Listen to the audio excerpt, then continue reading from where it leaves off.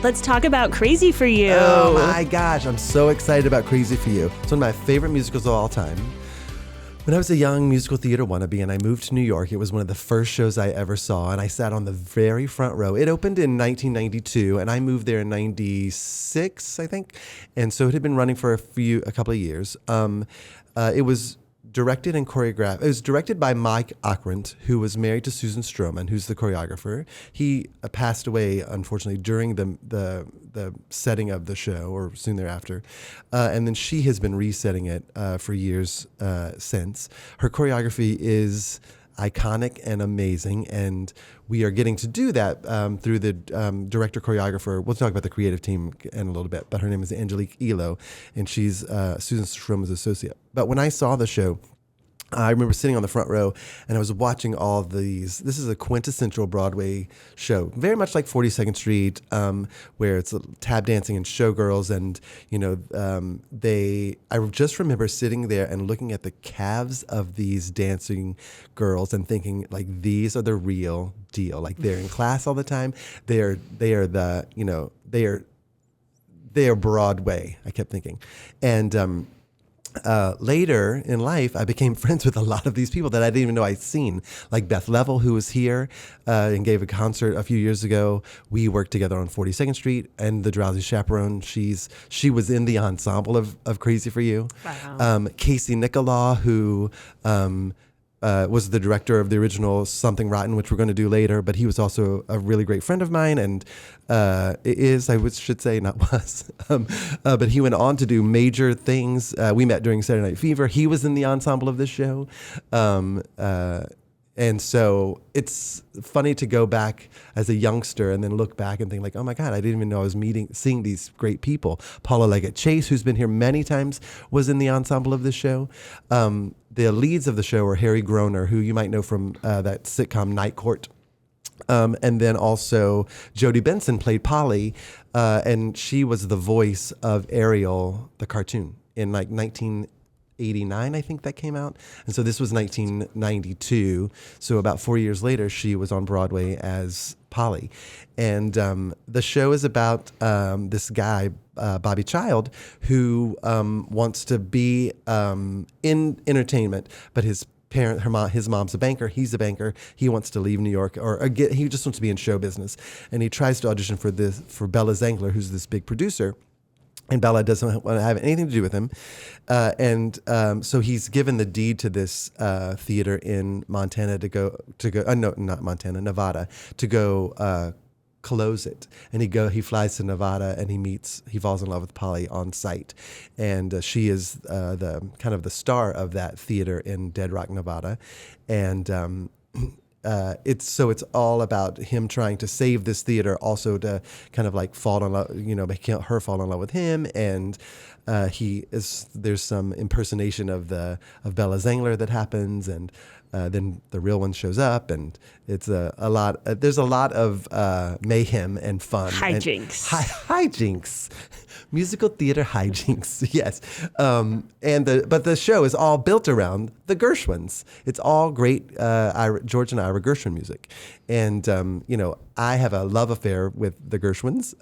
My very first Broadway show was called The Gershwins' Fascinating Rhythm, which was a collaboration, an amalgamation, a medley of all of these new takes on the old Gershwin classics.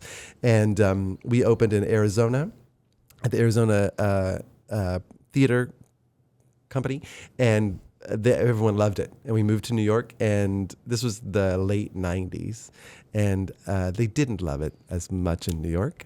And so we, although the music was great and the cast was spectacular, I mean, it was, Sada Ramirez, Tony Award winner for Spamalot, and Adrian Lennox, and Darius DeHaas, and Patrick Wilson, and Orfeh, and all Darius, I said Darius DeHaas, all of these amazing people. But this show was not as good as the sum of its parts, I guess. Is that how it says? And we loved it. Michael Barres was also in the show. I mean, it was a great cast of people. And we lasted for about 3 weeks. Yeah, at Music Theater Wichita, we like to say we open on Wednesday, we close on Sunday. It's just something we try to tell ourselves to be like, we're gonna make it. Like it opens on Wednesday, closes on Sunday, but that is not actually what you want on Broadway. That is not. You want to go a little longer. And we wanted to go a little longer. And I think it was just, honestly, it was a show that was kind of before its time. I think now, it was billed as Gershwin meets Rent. And now I think if we were able to like do it, because they were, we took the songs and kind of turned them on their heads and put them in a contemporary spin, and it was great. And the choreography was cool and hip. It was by David Marquez, which was a great mentor of mine. But it just didn't. The people didn't like it, so we closed. But there were lots of shows like that using the Gershwin music. My One and Only, Kelly O'Hare was in one. Nice Work If You Can Get It. Where they take all of these Gershwin songs and then write a story around them. And Crazy for You, I think, is the most successful of those. And I'm just so excited to do it here. Yeah, I did like a little review of George and Ira because like growing up in classical music, we hear about George all the time. It's like George only. Mm-hmm. He wrote all of this incredible music. We spend a lot of time working on things like American in Paris. Of course, Rhapsody in Blue is a very famous orchestral piece. And he's somebody that had this incredible success. He only lived to be like 39 years old. So he didn't make it to the age that either of us are. Right. And he had this incredible success in opera, jazz, musical theater, classical music. He was very ambitious. He was sort of of the two brothers, he had it all. Like he was tall and he was a ladies' man and he could box and he could swim and all this kind of stuff. And Ira, meanwhile, was he was short and so shy. Like Michael Feinstein tells this great story about Ira being a child and swimming in a river and nearly drowning because he was too embarrassed to be hey, I'm drowning. That's how shy he was. And he was not athletic and he just he just didn't have any of the it factors that George did. But then he found the way to communicate, and that was through lyrics. And he wrote these beautiful, just completely revolutionized the way that lyrics were written, especially because he made it sound, he wrote songs that were the way people spoke, right? And, Swonderful, that people speak that way. It's not the sort of highfalutin, poetic. So they just brought these incredible things to the musical theater.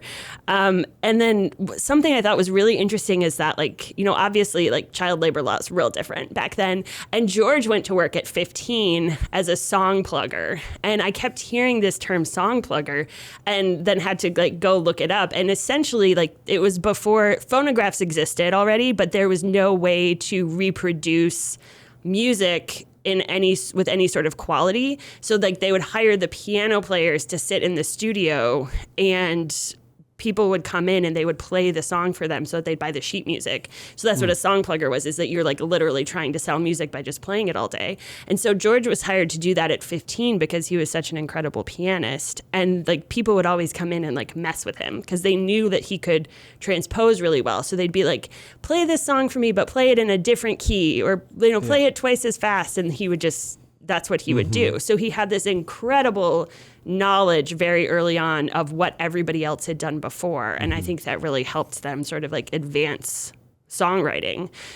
So really interesting. And it sort of makes you understand how they ended up with just hit after hit after hit in such a short period of time. Yeah. And they were also, children of Jewish immigrants, which is, they had such a huge impact on the American songbook. And being from a background of Jewish immigrants, it's wonderful. It's wonderful, we should say.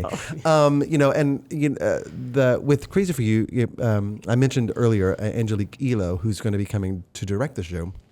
The entire creative team is of Broadway note, I should say. Her associate who's coming is a really great friend of mine, Naomi Kakuk, who is right now, she's the associate for Struzen Stroman on Smash, which is opening soon.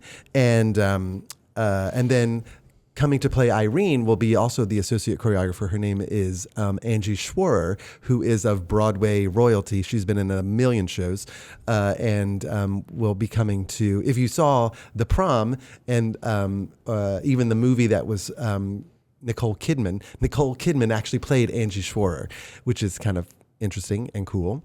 And so it's really exciting. The cast is going to be people who've new to us and some returners. The guy playing Bobby Child is Daniel Beeman, who was here in the Resident Ensemble, I don't know how many years ago. 2013. Maybe? I know he was in Mary Poppins. Oh, sure. So that season, which was the 2013 season. And he's gone on to do many great things. Yeah. He has had a great career, so he was excited to come and audition. And then he came in and he was so great, and so we hired him on the spot. Fantastic. And then the young lady coming to play Polly is new to us, and she's kind of like new to New York, actually. She's not very far out of college, but she played Polly for Angelique at another theater in Maine, and so she's coming to play Polly for us.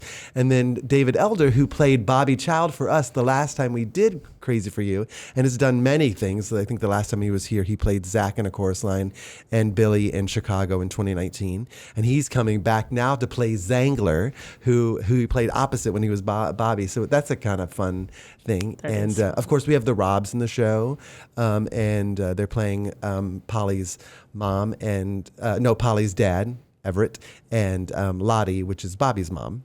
And so it's exciting. It's a great cast of new and old folks to us. And so much tap dancing. And really smart choreography. There's this one number called Slap That Bass where Susan Stroman created this moment, which is iconic, where it's all about slap that bass, which is playing the bass. And they use the girls as the bass with just a string. And it is beautifully lit, and it's just a great piece of musical theater. It's a great musical theater moment. One of the things I got to see just like a teeny tiny bit of the audition process. And it's so fun to see when you are, first of all, you do all the dance calls, which means like it's a long day. It's a long day. But at the end of the dance call, after having them do like what you would consider a mover call that looked like a lot like dancing to me, but and then like a pretty intense dance call, then you tell everybody to put on their tap shoes and you teach them a tap combo. And then you also would ask for certain things. So, like, what are you looking for when you're having them tap for you? Well, tap is so specific. Like, it's in a way, it's somewhat the easiest form of dance to teach to people who are older in their dance life when they start later, because it's so definite. You give them a floor, they have something they have to hit, like a drum, right? So it's about the rhythm and also how fast for our process. I teach those combinations pretty quickly because we only have 8 days to learn the show. So these kids have to pick up, not the kids, everyone has to pick up really fast. And so I teach the combinations pretty fast. And it shows me like if they can retain, if they can pick up, retain, and then also they have to be able to perform them. But also they have to have the vocabulary and the knowledge of what these steps are. Because I can say flat ball change, and if you don't know what that is, then you're kind of in trouble or you won't be able to do it. Some people hear things by rhythm, so I can kind of like scat it out like a padika daka dika daka dika daka. And then some people need counts, a 1 and a 2 and a 3 and a 4, 5 and 6, 7 and 8. And so you have to kind of be able to teach it in different ways, and so because different people learn in different ways. But it's really seeing like who can deliver in a very, very fast time. And here you have to be able to do the steps and match them with the music. And so that's kind of what we're looking for. Yeah. It's a lot. I mean, it's a lot. But I love the audition process. I love dancing with these kids. It makes me feel like I'm one of them. I'm not. But it's fun, and there's so many great kids out there. The casting process becomes really difficult because there's some really great training and some really great kids, and I'd like to hire them all, but we can't have an ensemble of 55 people, can we? Except for in Newsies, we can. In Newsies, we end up with a lot of folks. We do have a lot of kids in Newsies. Yeah, it's exciting too.